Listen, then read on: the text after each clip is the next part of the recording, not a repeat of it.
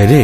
অস্ট্রেলিয়াকে মিরপুরের ধান খেতে আদর করে ডেকে এনে এইভাবে কুত্তামার মারবে টাইগার বাহিনী, এটা কখনো আশা করিনি। আমি এর তীব্র ভালোবাসা ও সহমত জানাই। ডিপজল যেভাবে নায়িকাদের ললিপপের লোভ দেখিয়ে পাট খেতে নিয়ে যেত, ঠিক তেমনি টাইগার বাহিনী অস্ট্রেলিয়াকে আদর করার লোভ দেখিয়ে মিরপুর এনে স্পর্শকাতর জায়গায় আইকলা বাস দিয়ে দিছে। এটা আসলে খুবই অন্যায় হয়েছে।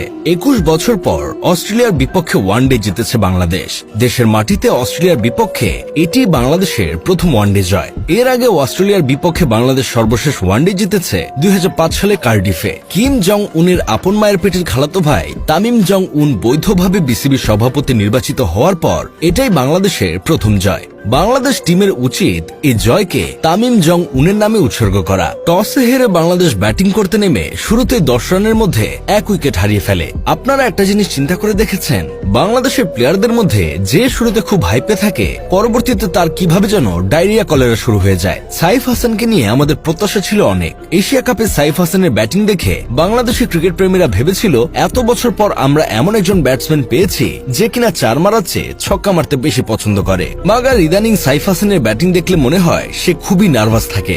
আগে যেভাবে ভয় ডরহীন ভাবে ব্যাটিং করত, এখন সেটা তার মধ্যে দেখা যায় না। আমার তো মনে হয় সৌম্য সরকারের বাতাস সাইফ হাসানের গায়ে লেগেছে, যার কারণে তার এই অবস্থা। 5 রান করে সাইফ হাসান আউট হয়ে যাওয়ার পর দলের হাল ধরে জুনিয়র তামিম আর শান্ত, দুজনেই অর্ধশত তুলে নেয়। আফসোসের বিষয় হলো দুজনের কেউ হাফ সেঞ্চুরি করার পর ইনিংস বড় করতে পারেনি। জুনিয়র তামিম 54 রানে আউট হয়ে যায় আর শান্ত 67 রানে। রোহিত শর্মা কিংবা বিরাট কোহলিরা যেখানে অর্ধশত রান করলে ইনিংস বড় করে ফেলে, সেখানে আমাদের প্লেয়াররা হাফ সেঞ্চুরি করার পরই আউট হওয়ার জন্য তাড়াহুড়ো শুরু করে দেয়।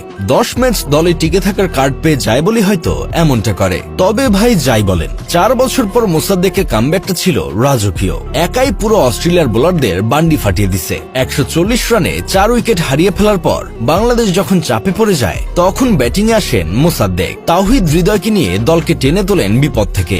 শেষ দিকে টেলেন্ডারদের নিয়েও অপরিচিত ছিলেন 70 বলে 86 রান করে। পরে বল হাতেও নেন 2 উইকেট। মোসাদ্দেকের কামব্যাক দেখে পুরো বাংলাদেশের মানুষ খুশি হলেও খুশি হতে পারেনি আমাদের ক্যাপ্টেন বাংলাদেশ মেহেদী মিরাজ। বেচারা বাংলাদেশ দলে টিকে আছে অলরাউন্ডার কোটায়। এখন বাংলাদেশ দলে আরেকটা অলরাউন্ডার ঢুকে গেলে তার জায়গাটা নড়বড়ে হয়ে যাবে।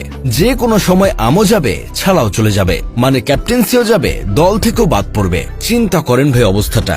দলের একজন ক্যাপ্টেন দলের বিপদের সময় 12 বলে 3 রান করে আউট হয়। বিসিবির সভাপতি তামিম জং উনকে নিয়মিত 3 বেলা চেটে দেওয়ার কারণে এখনো দলে টিকে আছে। তা না হলে এতদিনে সাব্বিরের মতো হারিয়ে যেত। 50 ওভার শেষে 8 উইকেট হারিয়ে বাংলাদেশ 284 রান করে। 285 রানের টার্গেটে নেমে তাসকিন